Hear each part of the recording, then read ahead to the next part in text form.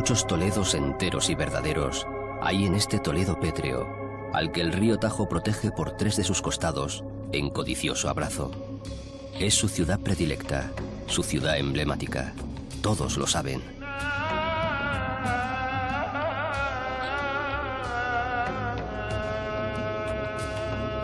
Uno de esos Toledos es ciertamente el que miró con apasionado ahínco el pintor cretense que aquí vivió durante más de 30 años, con más amarguras que felicidad, por cierto.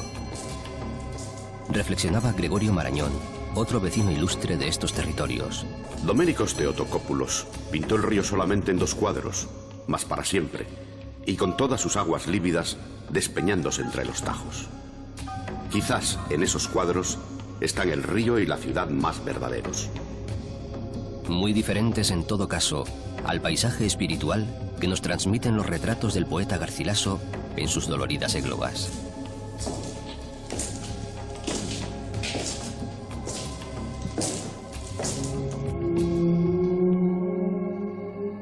Aquel gran poeta guerrero, el que más tarde sería llamado Capitán del Tajo, herido entonces por la muerte de su amada Isabel, la portuguesa, sin duda hubo de fijarse más en la ciudad espectral y sombría, en la ciudad siempre mística, enraizada en su densa soledad, fuera del tiempo. Por eso la llamó inmortal.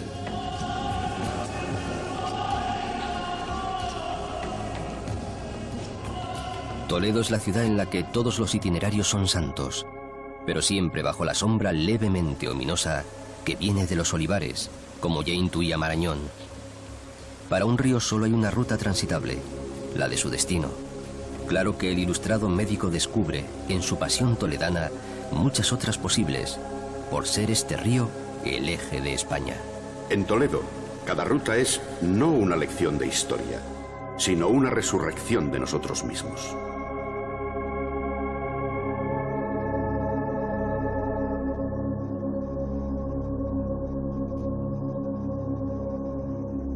Y el río sería así una canción larga y secreta hasta el mar de Portugal.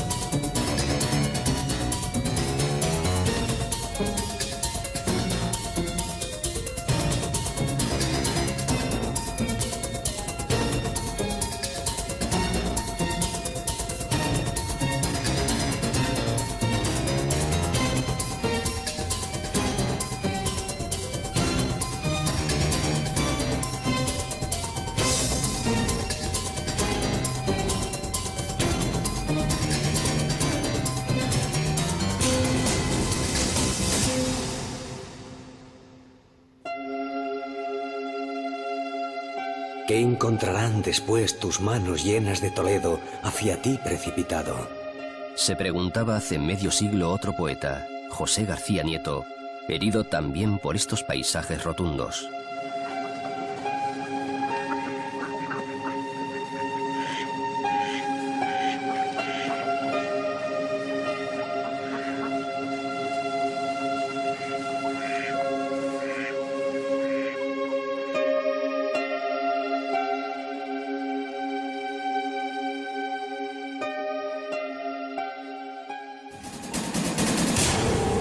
Apenas se ha despedido de la ciudad, cansado tal vez de morder tanta roca, el Tajo se apacigua y adormece, como una raya que dividiese la civilización de la nada.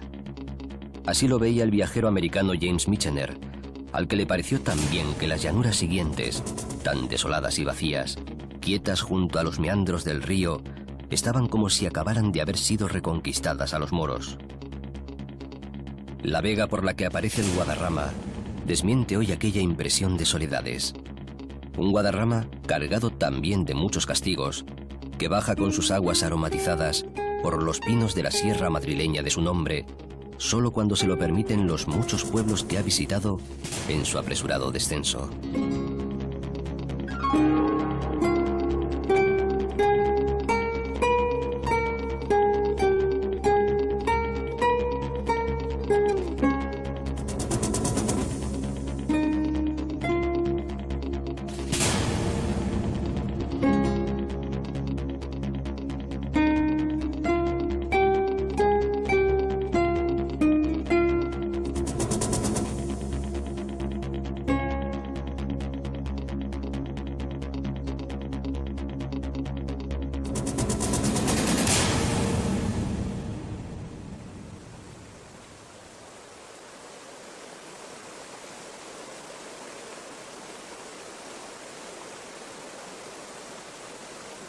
Por otra parte, visto con atención, el paisaje es aquí muy intenso.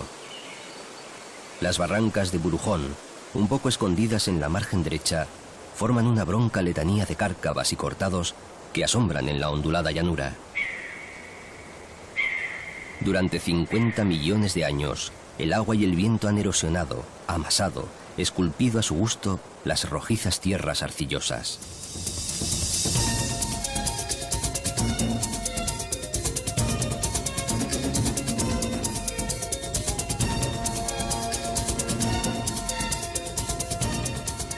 Tierras sedientas que se inclinan y se despeñan sobre el cauce del río represado, que caen en el gran remanso azul de Castrejón, el primer embalse de la nueva etapa. Saltan y parpadean sobre las aguas, según a qué horas, insólitos colores y hasta siluetas atrevidas y raras formas que nacen del poderoso farallón y de los ásperos barrancos. Buen hogar para tantas aves conocidas que encuentran mucha comida en el entorno.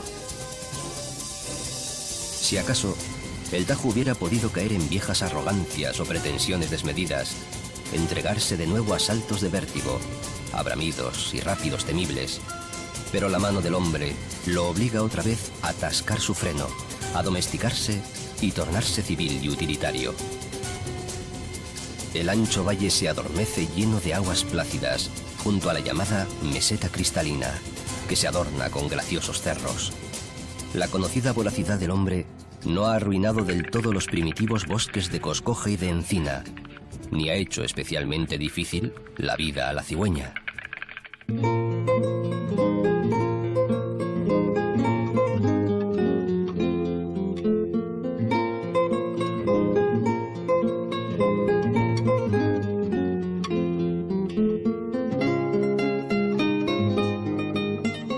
Fiel a su carácter asustadizo y a los tintes literarios que ha adquirido en Toledo, refresca el Tajo, aunque a la debida distancia, la muy noble Puebla de Montalbán. Por haber sido propiedad de los caballeros templarios, monjes y guerreros, le quedan a la Puebla muchos tesoros antiguos, algunos arremolinados en su preciosa Plaza Mayor.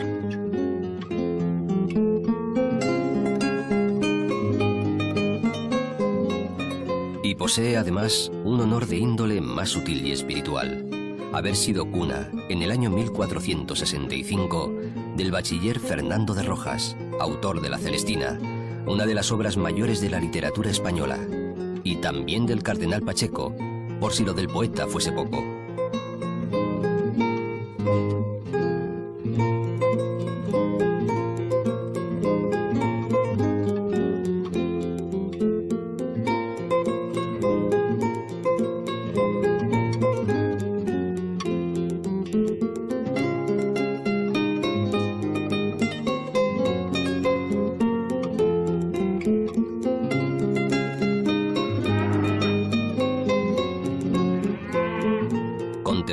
Tal vez a hundirse en los montes de Toledo, territorio granítico y bravo, muy rico en pobladuras gratas y en parajes admirables, el río se entretiene en sus meandros, regando huertos, llenando embalses.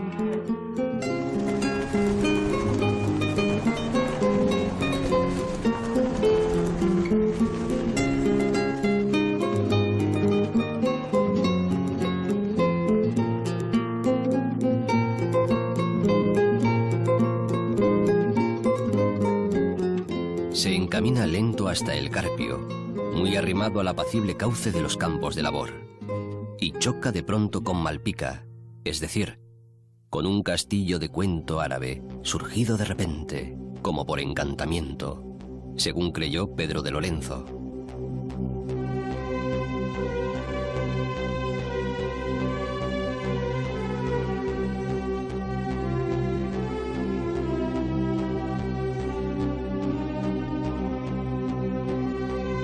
Fue toda esta zona fronteriza de defensa ante el Islam y estuvo erizada de castillos, muchas veces sobre el curso de los ríos.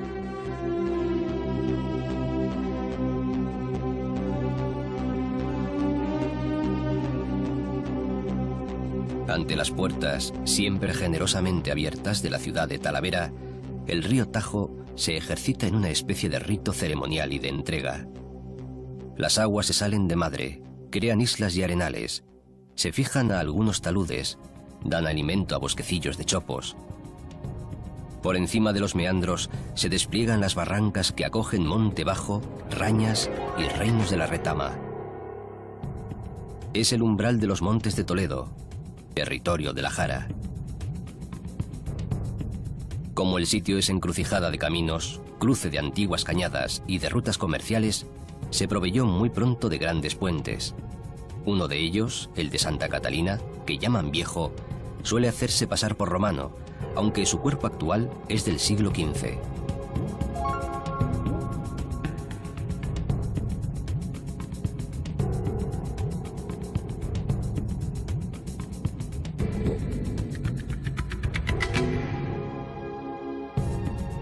La ciudad de Talavera es nueva, amplia y moderna, pero también muy antigua, cosa que parece querer ocultar. Muchos siglos y algunas guerras, sobre todo las de Reconquista, las napoleónicas y las carlistas, con la frecuente ayuda de las grandes avenidas del río, acabaron aplastando el Alcázar Moro, los 3 recintos amurallados y otros edificios de empaque. Quedan, no obstante, algunos vestigios para que el curioso pueda hacerse idea de cómo fue esta ciudad llana, cuyas defensas la hicieron famosa. Ha sido apodada de la Reina porque el monarca de Castilla y de León, Alfonso XI, se la regaló, mediado el siglo XIV, a su esposa María de Portugal, la soberana de Talavera. O tal vez porque se atribuyó su señorío a su famosa y regular amante, doña Leonor de Guzmán, a la que la celosa portuguesa acabó mandando matar más tarde en el propio castillo talaverano.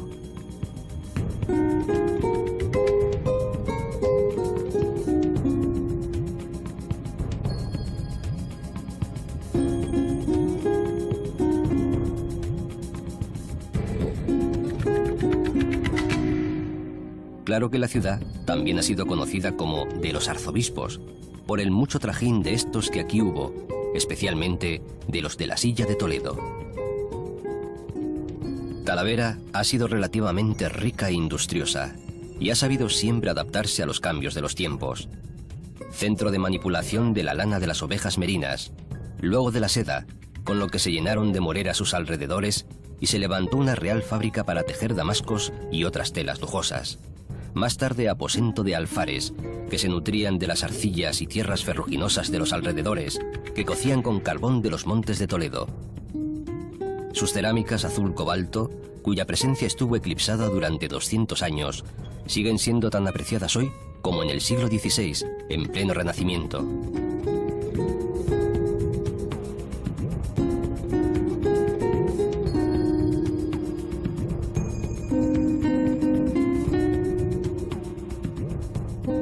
Literatura y tauromaquia, en fin, tienen en la ciudad hitos propios.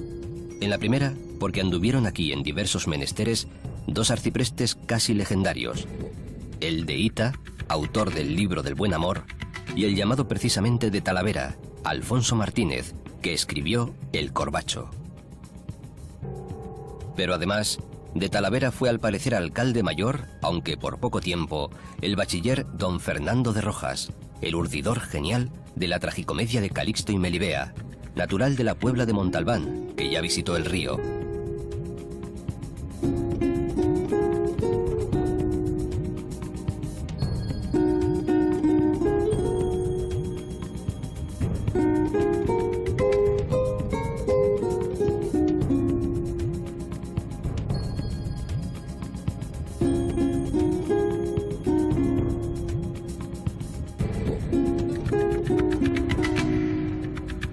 Por lo que a toros se refiere, en su plaza, entre las más antiguas de España, y como todos recuerdan todavía, murió el matador Joselito en 1920. Confesaba Gerardo Diego. Y todo cesó al fin porque quisiste. Te entregaste tú mismo, estoy seguro. Bien lo decía en tu sonrisa triste, tu desdén hecho flor, tu desdén puro.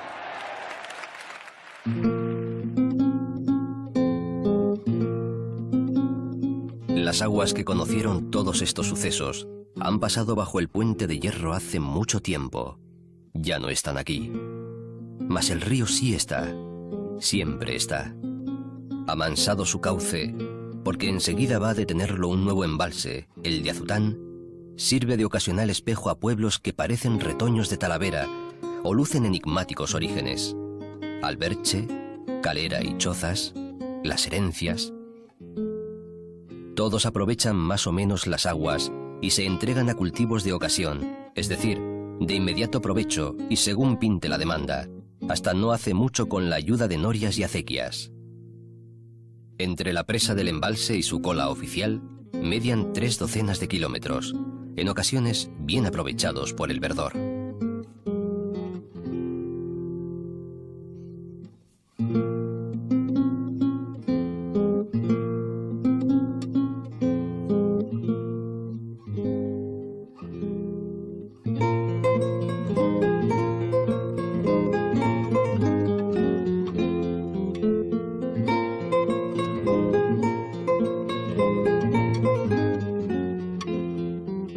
Modesto, llamado Jévalo, se desenvuelve entre las rañas, camino del embalse de Azután, junto a las rampas de Paniagua. La vegetación es refugio de jabalíes, corzos y venados. En algunos lugares, esa vegetación de carácter mediterráneo se torna doméstica y productiva, es decir, aparecen rodales de pinos, castaños y olivos. En la otra margen del río, donde dicen Jara Baja, no mejoran el carácter y el provecho de las tierras. Son también broncas, abrasadas, pedregosas, agrestes de espinas, mordidas de soledad.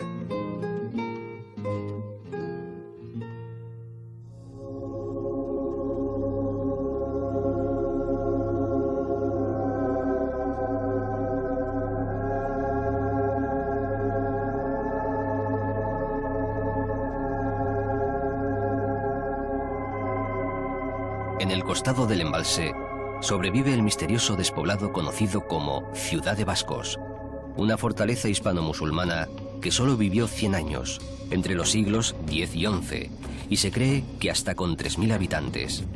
Su nombre, su existencia y su desaparición continúan siendo un misterio.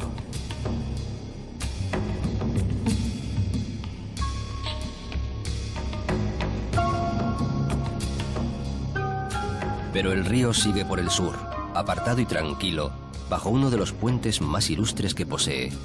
El lugar fue siempre paso tradicional, hasta que un belicoso arzobispo de Toledo, llamado Pedro Tenorio, mandó hacer un formidable puente de sillería para facilitar el paso a los peregrinos que iban a Guadalupe. Eso ocurrió hace unos 700 años. El burlón Luis de Góngora piropeaba aquí al Tajo de esta manera: Llamados sois con razón de todos, sagrado río, pues que pasáis por en medio del ojo del arzobispo.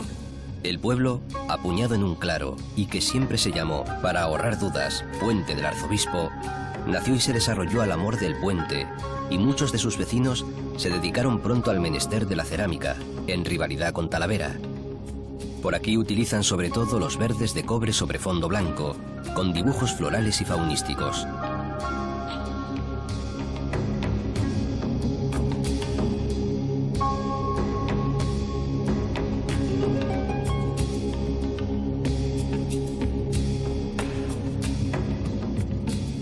Es la elegante Puebla de Oropesa un largo mirador sobre el vasto campo Arañuelo, al borde de Extremadura, a la que el río renuncia a aproximarse, aunque apenas dista una docena de kilómetros al norte.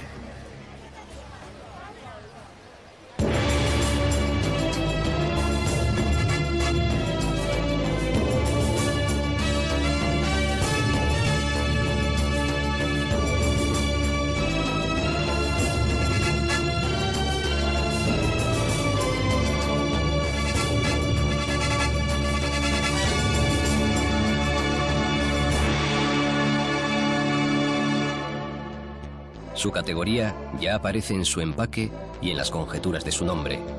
Cuentan que si hubo en los alrededores una explotación de oro, que si con oro se pagó a los mahometanos el rescate de una bella cristiana, que si el mismo Hércules en persona fundó el caserío en lo alto de una colina pizarrosa. Realmente empieza a saberse del lugar bien entrada la Edad Media, cuando son sus dueños los Álvarez de Toledo. Isabel la Católica les concede título de condes, y uno de ellos alcanza el cargo de virrey del Perú. De entonces son sus mejores recuerdos, 2 castillos, o castillo y palacio unidos. Una parte, la del Palacio Condal, fue convertida hace 70 años en parador de turismo.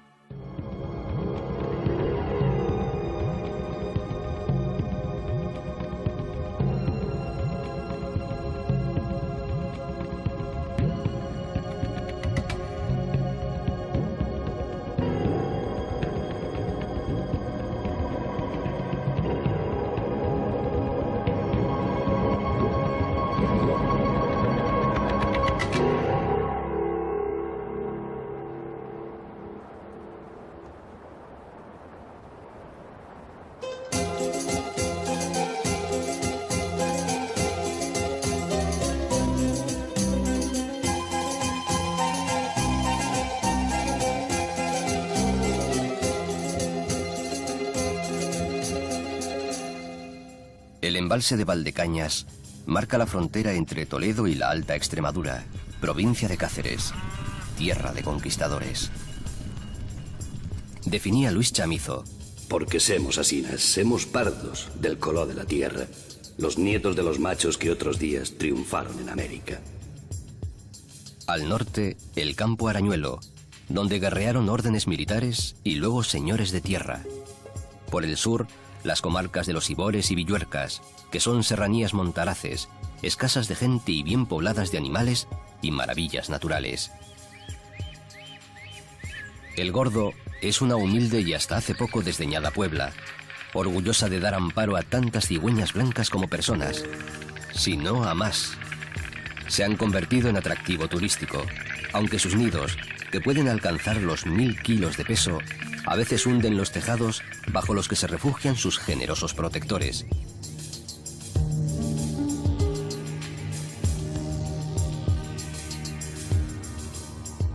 También escasa ha sido la gente que se asentó en la llamada Campana de la Mata, tierra comunal sembrada de alquerías por pastores abulenses que se agruparon en un concejo rural. Vivieron al margen de la sociedad española hasta que el navarro Pascual Madoz, ministro y autor del Gran Diccionario Geográfico de España, disolvió tan rara práctica en 1855 y el común se desmembró en grandes latifundios. Nacieron entonces los pueblos verdaderos, pequeños casi todos, al socaire de lo que había sucedido antes con Navalmoral, núcleo y centro de aquellas comunidades.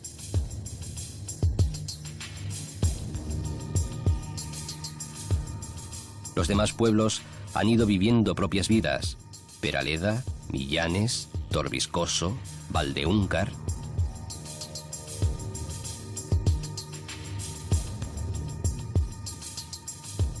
Y en fin, Boonal de Ibor, donde se recuperaron algunos restos romanos, la espléndida columnata, antes de que el pantano cubriese la tumba milenaria de Augustóbriga, o sea, de Talavera la Vieja. A su lado agoniza en el mismo embalse de Valdecañas el río Ibor, que viene por el sur, desde Guadalupe, caminando también entre impresionantes gargantas.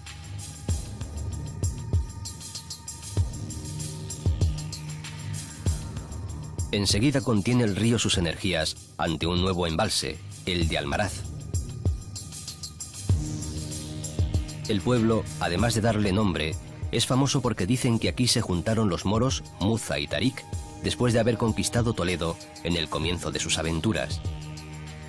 Fue también escenario de comitivas reales y bélicas, y se sabe que sufrió mucho hace 200 años con los franceses.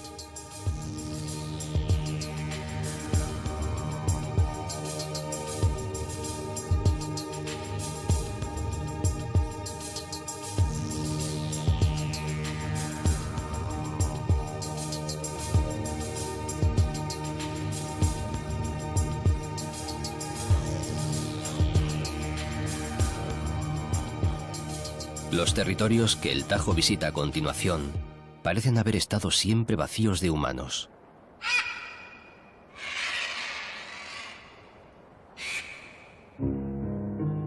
No es cierto, pues en algunas cuevas se han encontrado pinturas realizadas en las rocas 2000 años antes de Cristo.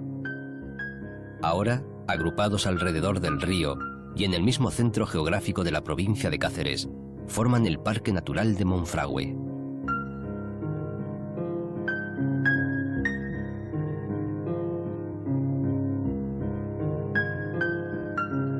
En Monfragüe, el espacio peninsular quizá más rico en flora y fauna mediterráneas, junto a extensas laderas cubiertas por bosque y monte impenetrable, se yerguen roquedos, pastizales arbolados, dehesas y zonas húmedas, de arroyos, charcas y embalses.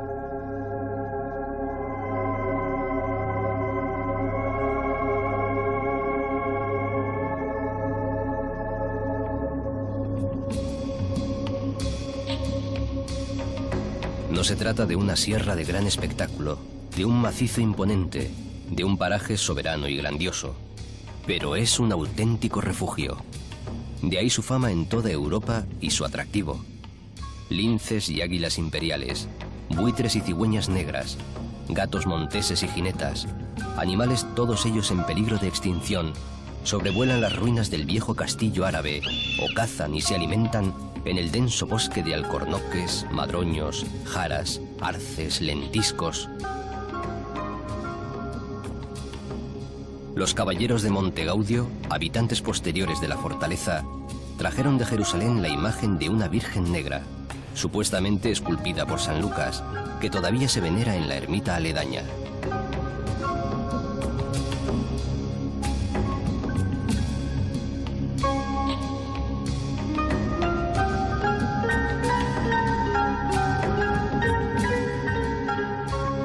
Hace 40 años, la construcción de los embalses de Torrejón y de Alcántara cambiaron mucho el paisaje, y la plantación de eucaliptos estuvo a punto de arruinarlo.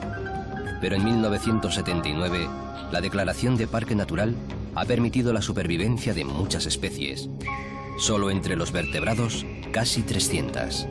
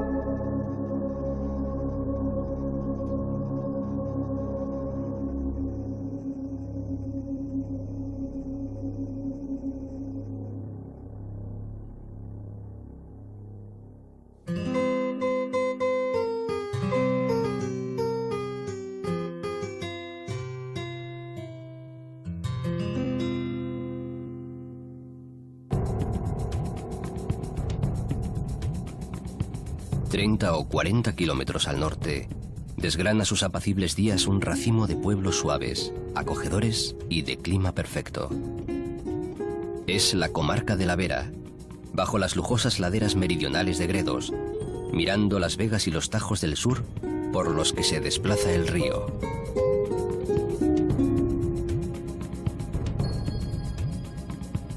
Primero, Jaraiz, dinámica capital comercial de la comarca.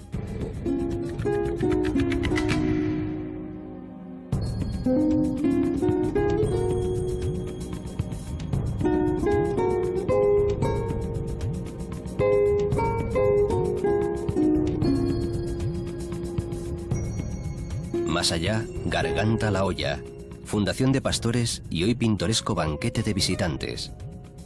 Cuentan aquí una historia macabra de una tal Isabel de Carvajal, que huyó del matrimonio y luego se dedicó a seducir varones para asesinarlos. Lope de Vega y otros poetas escribieron versos sobre ella, y la gente parece que se tranquiliza cuando le narran que la Santa Inquisición mandó ahorcar en Plasencia a la pecadora. Allá en Garganta la Olla, a la vera de Plasencia, salteóme una serrana blanca y rubia, ojimorena. Si no es seguro que existiera esa mujer, sí fueron reales las rabizas que se alojaban en la hoy llamada Casa de las Muñecas, prostíbulo que mandó poblar el propio Carlos V para que se desfogaran los soldados que lo guardaban en Yuste. La reina, sin embargo, impuso a las alegres mozas una condición para diferenciarlas de las damas de bien: llevar el pico de las enaguas pardo, De ahí la frase, ir de picos pardos.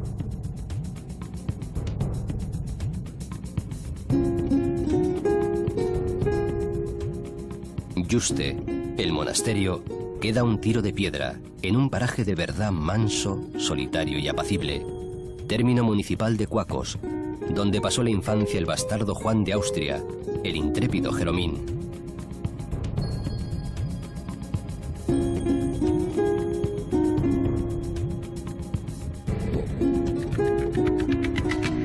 Fue elegido el cenobio Jerónimo, quizás a causa de esa afectiva cercanía, por el emperador Carlos para pasar allí los últimos años de su vida. Resultaron ser dos, aunque rodeado de no pocos placeres, buena cofradía de cortesanos y entretenido por visitas de muchos otros.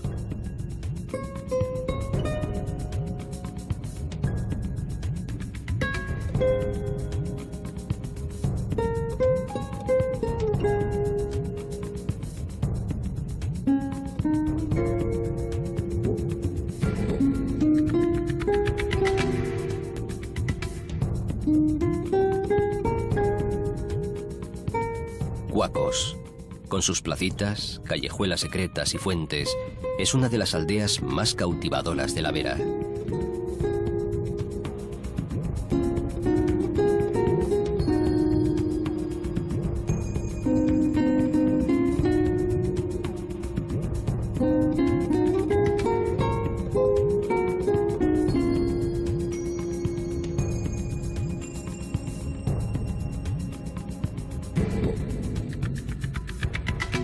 La memoria de aquel emperador, que fue uno de los hombres más poderosos y ricos del mundo, se alarga también a Jarandilla, villa de frescor y prados verdes, según su etimología árabe.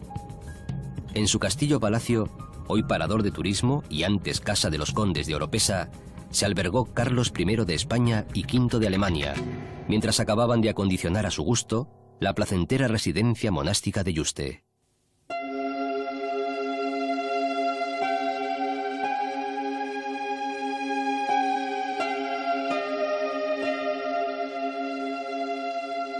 Plasencia, en el extremo occidental de estos valles y sierras, junto al río Jerte, tiene otro carácter.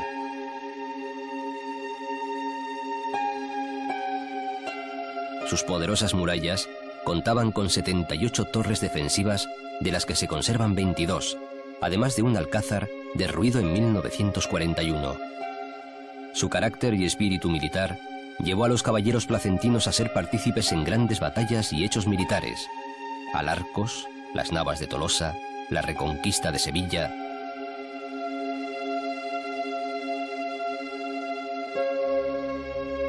Pero la ciudad fue también lugar de estudio y cultura, llegando a albergar hasta 3 universidades.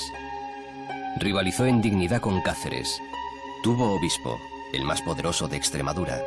Conserva 2 catedrales cargadas de arte. Escandaliza con los motivos procaces de la sillería catedralicia, la pintoresca historia voladora de su escultor Rodrigo Alemán, que plasmó de manera inmejorable el mundo de los buhoneros, pícaros y mendigantes. Atesora docenas de leyendas y buena parte de sus fortificaciones, hasta doble muralla. Y tradición de mercado, con 8 siglos de negocio a sus espaldas.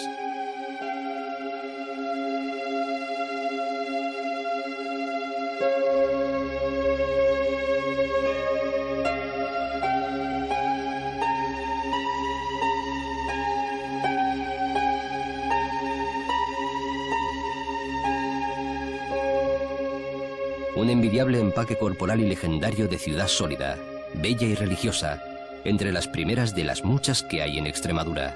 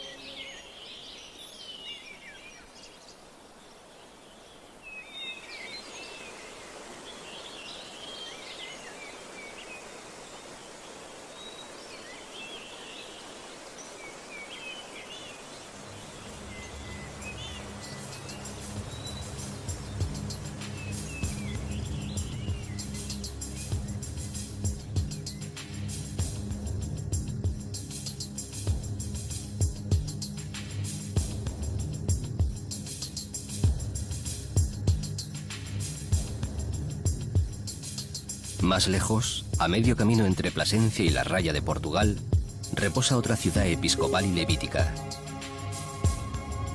Se trata de la pequeña ciudad de Coria, joya escondida entre dehesas y sierras, propietaria de formidable catedral, de castillo y murallas romanos, clásicas puertas de acceso, amables e intrincados rincones callejeros.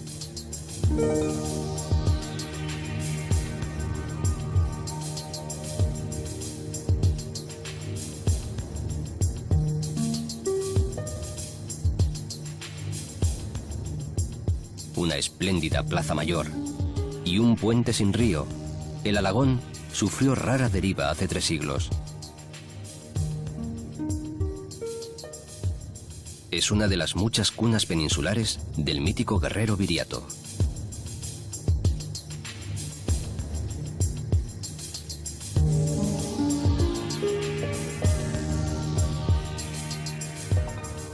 Y si se pregunta a los más viejos del lugar, les dirán al oído que, de verdad de la buena, aquí está enterrada su espada.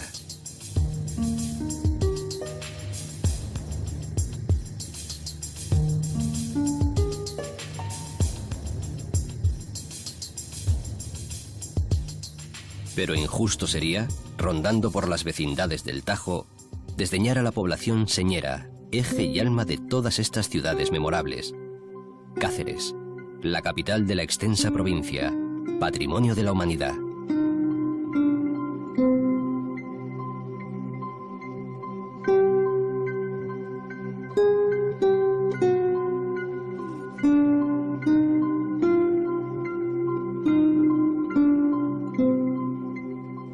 Queda apenas a 2 docenas de kilómetros del río, a mediodía, aupada sobre un barranco, desbordante de palacios, iglesias, murallas romanas, torres moras, plazas insólitas.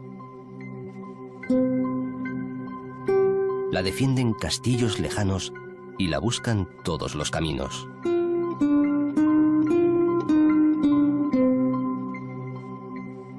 Población de desarrollo romano, en plena vía comercial de la Plata, visigoda y árabe a continuación, es cristiana por excelencia, pues se reconstruyó de arriba a abajo después de expulsar a los invasores islámicos en el año 1229. Aquí se aposentaron linajes de Castilla, de León, de Galicia, de Asturias y aun de Francia y Alemania.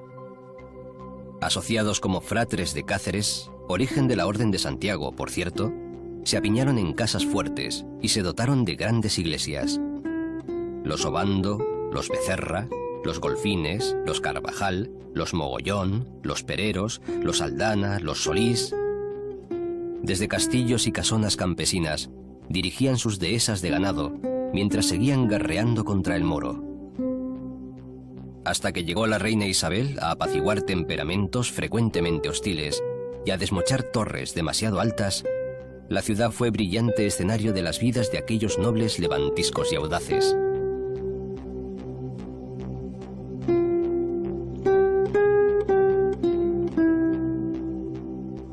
De aquel tiempo perduran muy bien cuidadas las más sólidas huellas, en piedra dorada, de su orgullosa y arriscada existencia.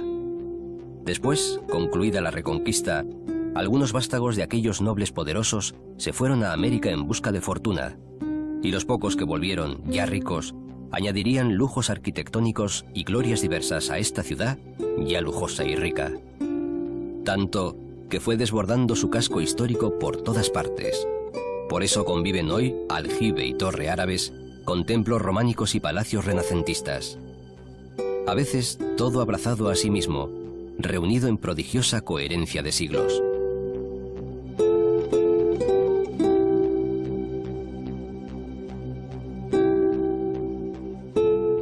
Como en toda Extremadura, serían las rachas de pobreza que empezaron ya hacia el año 1600 y continuaron en los siglos siguientes, las que más ayudarían a que se mantuvieran en pie tantos tesoros, a que se conservara tanto el esplendor antiguo.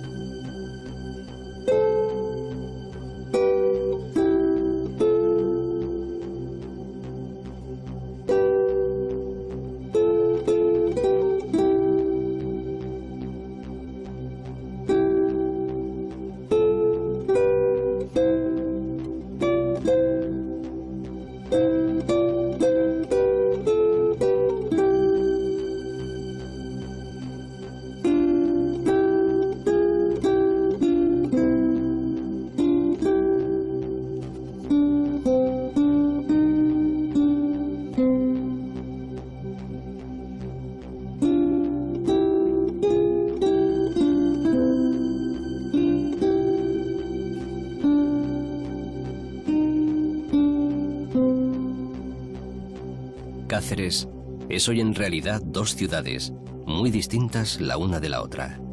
Dos al menos, pues junto al prodigioso teatro medieval y renacentista se ha desarrollado una pujante ciudad moderna, mercantil, abierta, laboriosa y universitaria.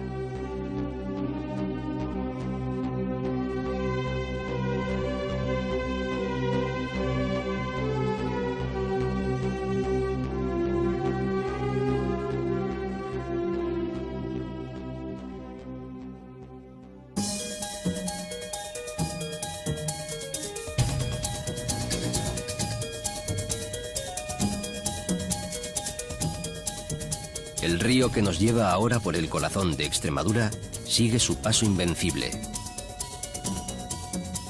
Casi en línea recta de sur a norte desde Cáceres, se abre el segundo embalse de Alcántara. Y entre los pueblos que abrevan en estas aguas, luce con especial donosura Garrovillas, su plaza porticada, irregular y perfecta como un claustro misterioso, y la gran iglesia. Algunos tesoros de tan hermoso pueblo solitario quedaron sumergidos bajo las aguas, como parte del famoso y enorme puente romano de Alconétar, luego rescatado aguas arriba de su emplazamiento, y casi todo el castillo romano, árabe y templario de Rochafrida. La tremenda inundación del Tajo, obligado por los hombres, causó esas penalidades.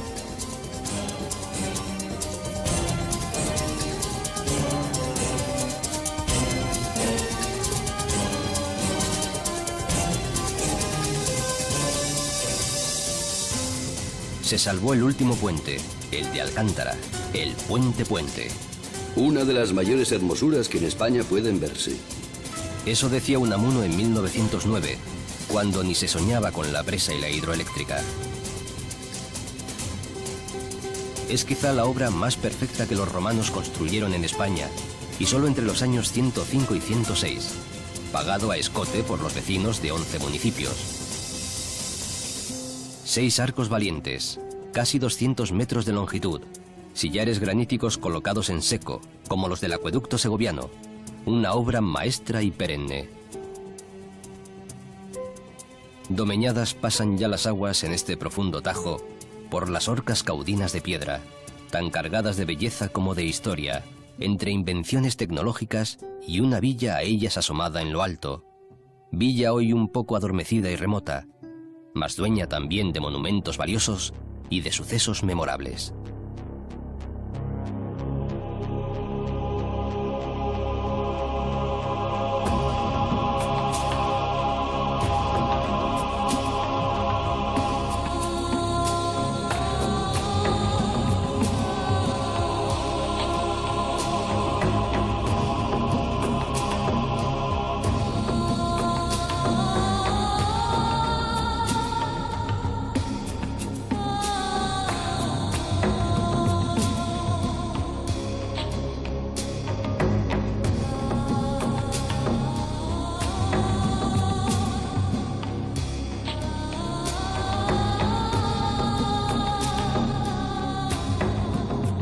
Y todavía el río mantiene su larga canción controlada y sin fin, de tan distintos versos y tan variados compases, ahora marcando frontera entre España y Portugal, durante todavía medio centenar de kilómetros, hasta el embalse rayano de Cedillo.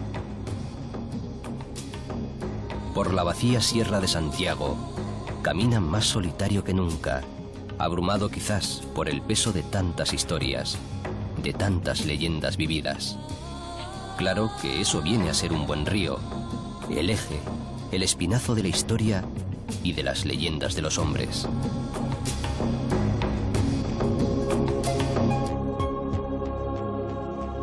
Después, otro par de centenar de kilómetros más adelante, ya junto al océano, el río del Imperio marcha por Lisboa hacia el Atlántico. Insistía Unamuno. El recio luchador bien merece aquella su augusta y majestuosa muerte.